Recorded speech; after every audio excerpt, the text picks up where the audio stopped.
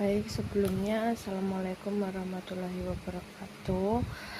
Perkenalkan, nama saya Divani Melani Putri Ansori, NIM 141230062. Kali ini saya akan mempresentasikan hasil tugas analisis produktivitas dengan berjudul studi kasus pengukuran produktivitas dengan pendekatan Mendel.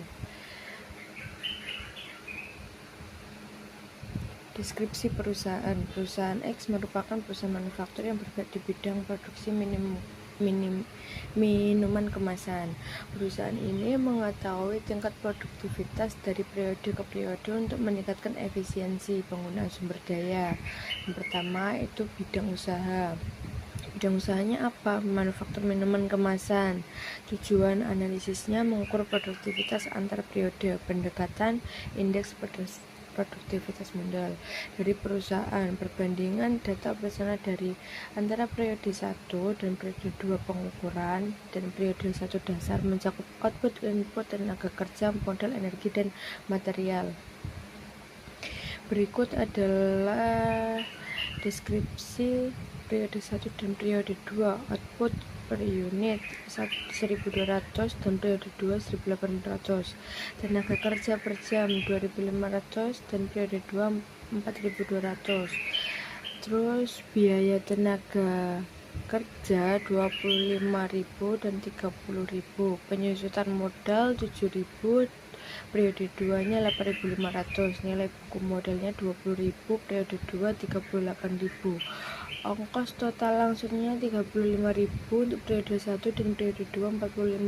Ongkos total keseluruhan 45.000 dan periode 2 60.000. Energinya 1.200 dan untuk periode 2 nya 1.600. Materialnya 12.000 untuk periode 1 dan 18.000 untuk periode 2. Selanjutnya perhitungan indeks produktivitasnya. Rumus IP Mendel ini output dibagi input periode 2 dibagi lagi output dibagi input periode 1 dikalikan 100. Nilai IP ini lebih dari 100 menunjukkan peningkatan produktivitas, sedangkan IP kurang dari 100 menunjukkan penurunan produktivitas dibandingkan periode dasar. Ini untuk indeks produktivitasnya, dan rekapitulasi faktor indeks produktivitasnya. Tabel berikut menunjukkan perbandingan nilai IP antara periode dasar 1 dan periode pengukuran P2 beserta persentase perubahannya. Faktor meningkatnya IP lebih dari 100 ini 6. Yang 2, faktor menurun IP kurang dari 100. Faktor stabil IP tepat 100-nya 1. Nah, jadi kesimpulannya produktivitas tenaga kerja menurun. Indeks produktivitas tenaga kerja turun sebesar 10,71%. IP-nya 89,29 meskipun output meningkat dari 1.200 menjadi 1.800 unit. Jam kerja meningkat lebih signifikan dari 2.500 menjadi 4.200 jam. Efisiensi penggunaan tenaga kerja perlu diperbaiki melalui pelatihan, otomatisasi atau penataan ulang alat kerja.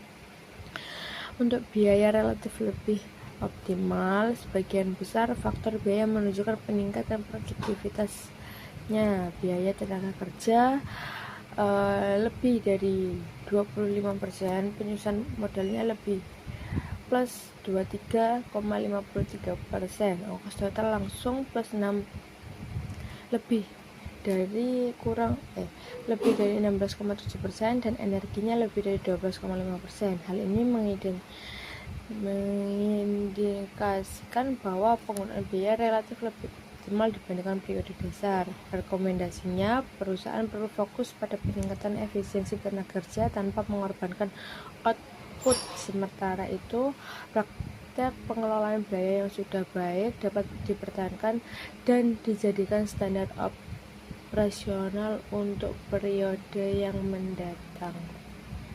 Baik, presentasi dari saya. Bila ada kesalahan maupun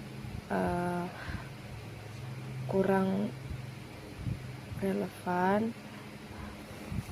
Sekian, terima kasih.